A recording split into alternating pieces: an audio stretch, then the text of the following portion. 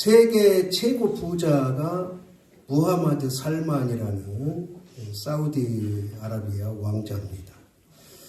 돈이 얼마인지 헤아릴 수가 없을 정도로 돈이 많은데, 그 살만 얘기는 아니고 어느 큰 부자가, 큰 기업을 운영하는 부자가 부족함이 하나도 없이 사는 그런 가정이겠죠.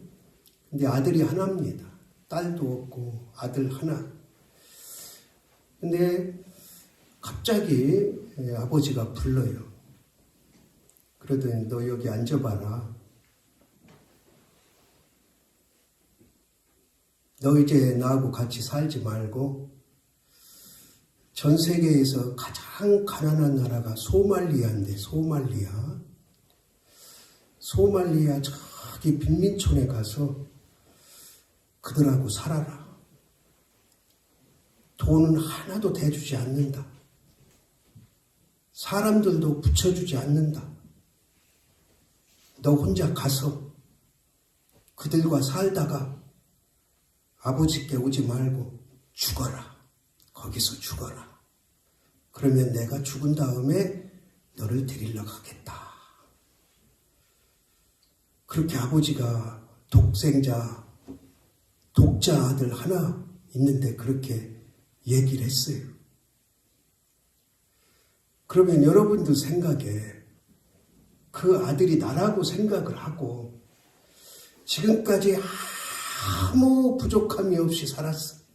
학교 갈 때는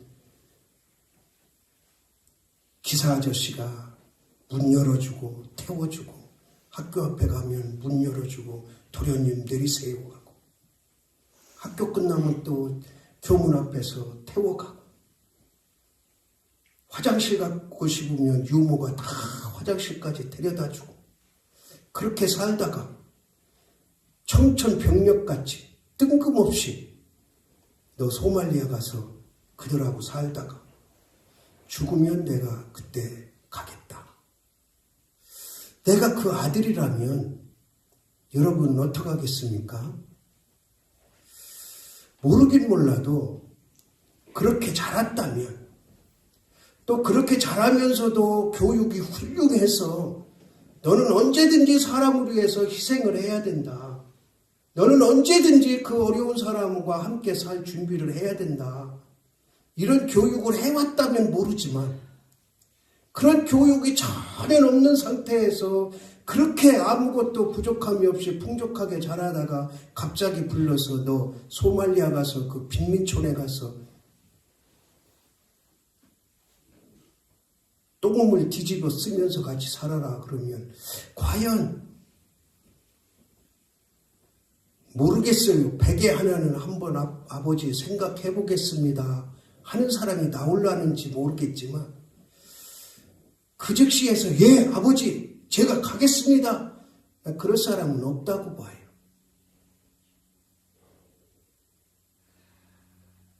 세상이 그렇지 않아요? 그렇게 선뜻 대답할 사람이 과연 있겠느냐? 이거는 실제 있었던 일이 아니고 제가 그냥 오늘 설교를 위해서 비유를 하나 꾸며낸 거예요. 하나님께서 우리를 두 가지 이유로 부르십니다. 따라합시다. 하나는 구원의 백성 삼으시려고. 우리가 이제 전도하잖아요. 그게 하나님의 부르심이에요.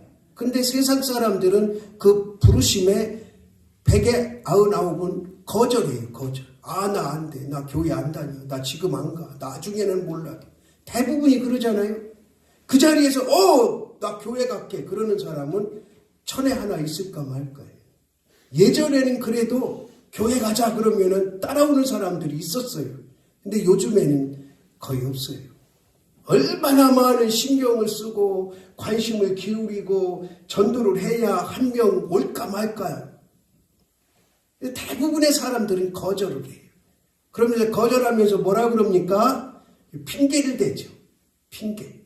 요즘에는 바빠서 안 돼. 나는 골프도 치러 가야 되고, 어디 등산도 가야 되고, 무슨 모임도 가야 되고, 내가 얼마나 바쁜데 이러면서 이제 거절을 한다. 다 핑계를 대죠. 왜? 아이고 이렇게 체면상 한마디로 거절할 수 없으니까 뭐 삼촌이 얘기하고 작은아버지가 얘기하고 동네 사람이 얘기하고 형님이 얘기하고 이러는데 그냥 아니다 안 가 이러지는 않잖아요. 이제 핑계를 대는 거죠. 그런데 오늘 말씀해 보니까 참 놀라운 사건이 나와요. 놀라운 사건. 우리가 그냥 글을 읽으면은 그런가 보다 하겠는데 만약에 나라면은 이 사건을 어떻게 받아들일까? 먼저 16절에 보니까 예수님께서 40일 금식을 하시고 갈릴리 지방으로 가셨잖아요. 갈릴리는 큰 호수가 있어요. 호수. 그래서 거기 이스라엘 지역에는 바다가 없으니까 갈릴리 바다라 그렇게 표현도 해요. 호수가 크니까. 거기서 이렇게 지나가는데 호숫가에 시몬이라는 사람하고 그 동생 안드레. 시몬이 누구냐? 베드로예요. 베드로. 베드로하고 안드레가 그물을 던지고 있는 거죠. 뭐 하려고? 뭐 하려고? 먹고 살라고. 먹고 살라고 일을 하는 거예요. 지금 일. 그냥 단순히 그물 던지는 뭐 우리가 그냥 저기 나가서 투망 던지고 족대 던지고 이게 아니에요. 먹고 살라고. 그러니까 말하자면 일터요. 일터. 내가 지금 일하는 일터. 예수님께서 그 둘을 보시고 저 둘을 보니까 내 제자가 충분히 되겠네. 배운 거는 없지만 가진 거는 없지만 충분히 내 제자감이네. 그리고 부르셔. 뭐라고 부르십니까? 나를 따라와. 내가 너 뒤에 이제 고기 잡는 어부가 아니고 사람을 낚는 어부가 되게 해줄 거야. 베드로고 안드레가 이 뜻을 알았을까요? 몰랐을까요? 저는 십중팔구 몰랐다고 봐요. 저도 이 말씀을 환상으로 보고 몰랐으니까. 이게 무슨 뜻인지, 뭐를 말하는지 몰랐으니까. 교회를 십수년 다녔는데도 몰랐으니까. 그런데 18절에 보니까 18절 한번 같이 읽어봅시다. 시작. 곧 그물을 버려두고 다른 일을 망설이다가 대답 좀 해봐요. 망설이다가 생각 좀 해보다가 어떻게? 곧 즉시 여러분 놀랍지 않아요? 어떤 보장이 없어. 내 따라오면은 연봉 너네를 지금 버는 거 한 200 벌지 내가 300 줄게 이런 얘기도 없어요. 몇 년 후에 승진시켜주고 과장시켜주고 뭐 본부장 시켜주고 내 대를 물려줄게 이런 말도 없어요. 그냥 사람을 낚는 어부가 되게 해줄 테니까 따라와라. 그런데 즉시 그 말씀에 따랐다. 19절 20절 더 놀라운 얘기가 나와요. 19절 20절 베드로 안드레보다 더 놀라운 얘기가 나와. 조금 더 가니까 뭐 물론 거기는 다 배 일하는 사람들. 조금 더 가시다가 세베대의 아들 야고보와 그 형제 요한. 여기서 요한은 이제 세례 요한을 말하는 게 아니에요. 요한복음을 쓴 요한을 말하는 거예요. 요한계시록을 쓴 요한을 말하는 거예요. 보시니 그들도 배에 있어 그물을 뭐하고? 이들은 이제 이미 바닷가에 가서 갈릴리에서 고기를 잡아와가지고 이제 다시 손질을 하는 거예요. 그런데 그들을 불렀어요. 이들은 누구하고 있냐면 아버지하고 같이 있어요. 또 일꾼들하고 같이 있어요. 그러니까 일꾼들하고 아버지하고 야고보하고 요한하고 여럿이서 이제 그물을 펼쳐놓고 깁는 거죠.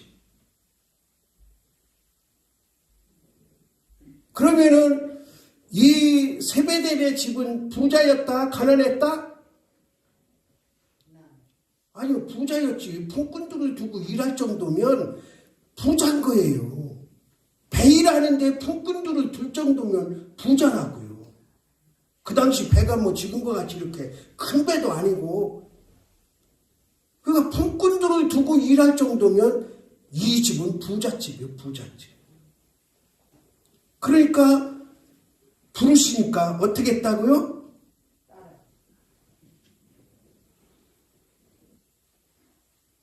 그 앞에 따라오기 전에 뭐를 했어요? 아버지와, 따라합시다. 아버지와 품꾼들과 배를 어떻게 하고? 버려두고. 제가 아주 오래전에 이 말씀을 가지고 어떻게 아버지를 버리고 따라가냐 이렇게 또 설교하는 사람이 있더라. 여기서 버려뒀다는 것은 상종을 안 한다는 그런 뜻이 아니에요. 여러분들 저기 고향에 살다가 아버지 버려두고 어디로 가요? 서울 객지로 가서 일하다가 또 명절 때 오고 이러잖아요. 버려뒀다는 표현이 그냥 상종도 안 하고 그냥 그렇게 호적을 파갔다는 뜻이 아니에요. 거기를 떠났다는 뜻이지. 그러니까 얼마나 가슴이 아팠겠냐고. 떠나면서도 아버지 버려야지, 배도 버려야지, 품꾼도 버려야지. 뭐 하는 거예요? 작별하는 거지, 작별. 이들도 영문도 몰라. 왜 가야 되는지. 가서 무슨 일을 할지 아무 영문도 몰라. 사전에 이렇게 카톡으로 야 내가 언제 갈 테니까 너네들 준비하고 있어라 이런 것도 없어. 그냥 지나가다가 보니까 야 나 따라와. 너들 나 따라와. 그런데 또 마태라는 사람이 있어요. 마태복음을 쓴 마태. 12제자 중에 한 사람. 이 사람은 직업이 뭐예요? 세무사예요. 세무사. 삭개오는 세무장, 마태는 세무사. 이 당시에 세무사는 이스라엘 백성들한테는 욕을 바가지로 먹는 직업이야. 왜? 그 당시에는 로마의 속국에 있었으니까, 로마의 지배하에 있었으니까 이 세무사들이 예를 들어서 로마에서 야 저 집에 세금을 100원 걷어라. 그러면 100원만 걷어? 아니요. 150원, 200원 걷어. 왜? 로마에 100원 주고 자기도 50원, 100원 차지해야 되니까. 그러니까 이스라엘 백성들로부터는 욕을 바가지로 먹는데 아주 꿀짜리야, 꿀짜리. 그냥 어느 집에만 가면 너 200원 내놔 그러면 100원 주고 100원 내 인마이 포켓 내 호주머니로 넣을 수 있어. 얼마나 꿀직업이야. 예전에 요즘에는 그런 일 하다가는 큰일 나지만 교통경찰 있잖아요. 사이카타 입고 다니는 교통경찰들이 왜 긴 장화를 신고 타는지 알아요? 돈 집어넣으려고. 그 집에 오면 이제 장화를 벗는대요. 그러면 이제 쏟으면은 막 돈이 이렇게 나오는 거지. 그 당시에 그랬어요. 교통경찰 1년만 하면 집 한 채 산다. 서울에다가. 우리도 운전하다가 걸리면은 5,000원, 10,000원 주면 그냥 보내줬잖아요. 딱지 끊는 게 거의 없지. 세금으로 나가는 거는 거의 없어. 그냥 이 교통경찰들, 이거는 뭐 보너스 정도가 아니야. 공급의 몇십 배를 그렇게 사람. 그러니까 무조건 잡는 거지, 무조건. 왜? 자기 돈 되는데 뭐. 그거는 그래도 귀여운 정도예요, 귀여운 정도. 이 세관은 말할 수 없이 착복을 해요. 그러니까 나중에 삭개오가 예수님 만나고 변화돼서 뭐라고 그래요? 내 재산의 절반이라도 주겠다고 그러잖아요. 그런데 이 세관에 앉아있는 마태를 예수님이 부르셔요. 그냥 무슨 뭐 너 나 따라오라 이런 것도 이리 오라나 그래. 그러니까 거기 성경에 의해 표현을 하면 따라합시다. 일어서서 따라가니라. 그 꿀직업. 거기만 앉아있으면 돈 버는 데는 지장 없는 그 꿀직업을 예수님이 부르시니까 그 자리에서 일어서서 그리고 그날 예수님 점심 대접을 해요.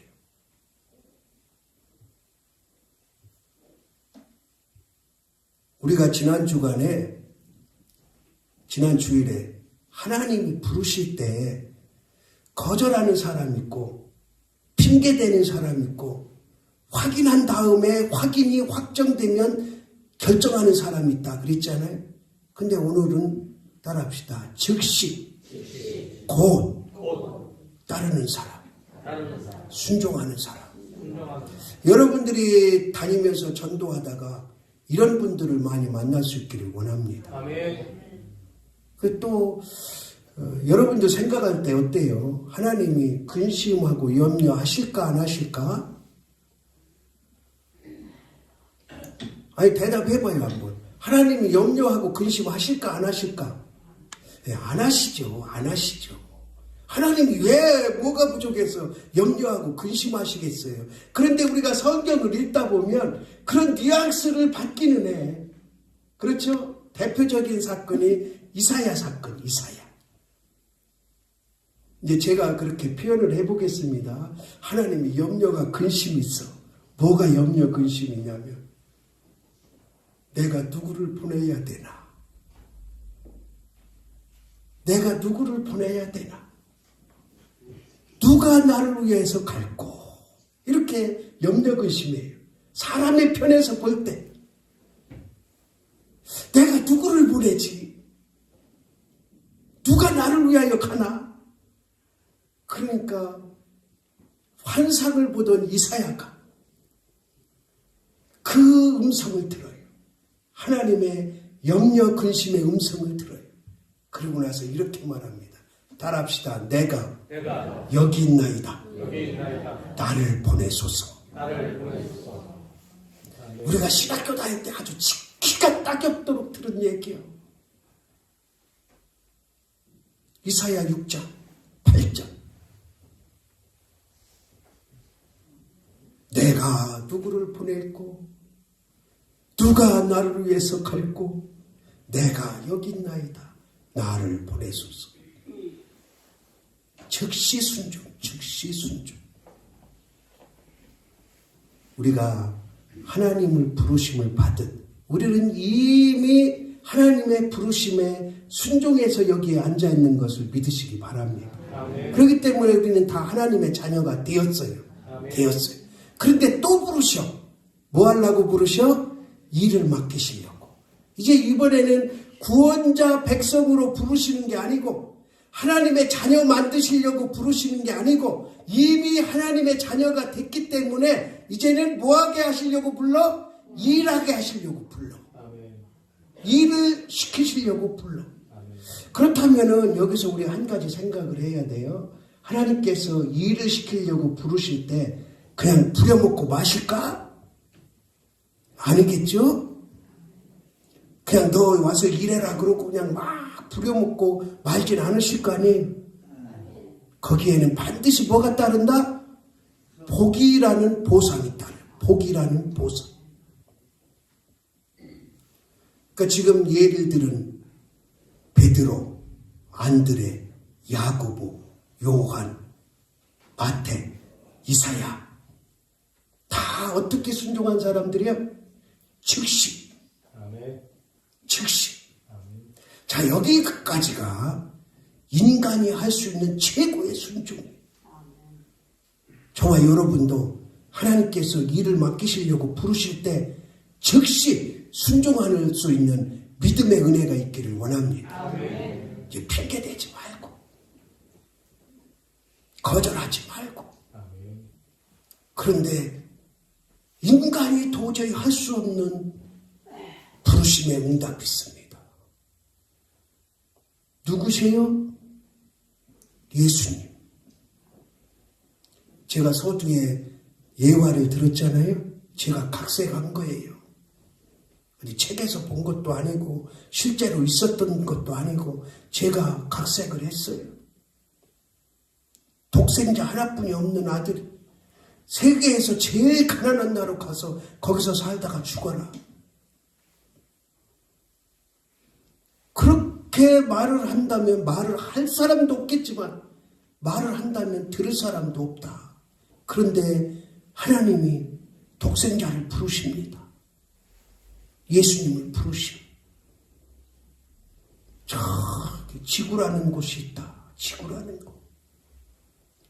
하나님을 열심히 섬기던 백성들이 있는데 이제 온 인류를 다 구원해야 되겠다. 너가 구원자가 돼야. 어른으로 가면 안 되니까 동정녀에게서 아기로 태어나거라. 제가 간혹 말씀드리잖아요. 제가 신학교 들어가서 예수님이 이 땅에 오신 것을 신학적인 용어로 성육신 이렇게 말해요. 인카네이션, 이 안으로 들어오셨다. 하늘에 계셔야 될 분이 지구로, 인간의 땅으로, 인간의 사는 곳으로 들어오셨다.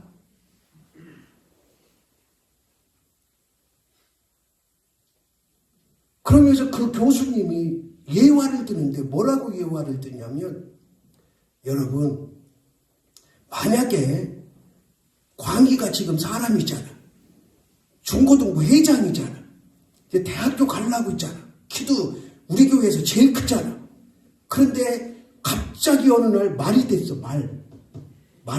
그래가지고 막 사람들한테 채찍 맞으면서 뛰어다녀야 되고 전기 끌어야 되고 막 그래. 그러면 그 부모가 얼마나 속이 아플까? 얼마나 마음이 아플까? 박수치며 좋아할 사람은 하나도 없다. 그러면서 그거는 독생자 예수님이 내가 말이 된 거는 아무것도 아니라는 거.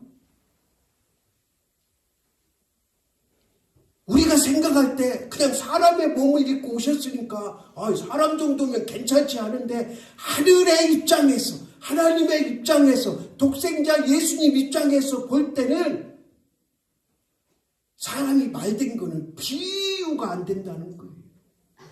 그래서 동물에서 동물은 됐잖아요. 따라합시다. 영이 육이 된 것이다. 이 차이예요. 이 차이. 그런데 그 독생자 예수님은 따라합시다. 즉시 순종하셨다. 여기에 와서 온 인류를 구원할 사명을 띠고 십자가에 죽으실 것을 다 알매도 순종하시고 오신 그날이 바로 오늘 성탄절입니다.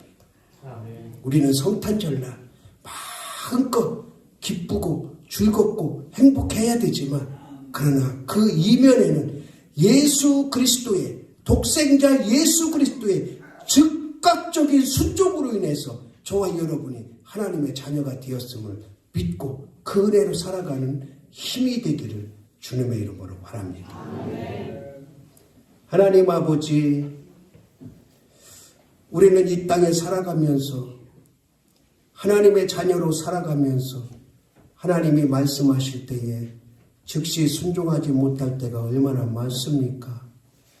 독생자 예수님께서 이 땅에 사람의 몸을 입고 온 인류를 구원하시는 그 하나님의 말씀에 즉시 순종하여 우리가 하나님의 자녀가 되었음을 감사하며 영광 돌리며 살아가게 하옵소서. 예수 그리스도의 이름으로 기도드리옵나이다. 아멘.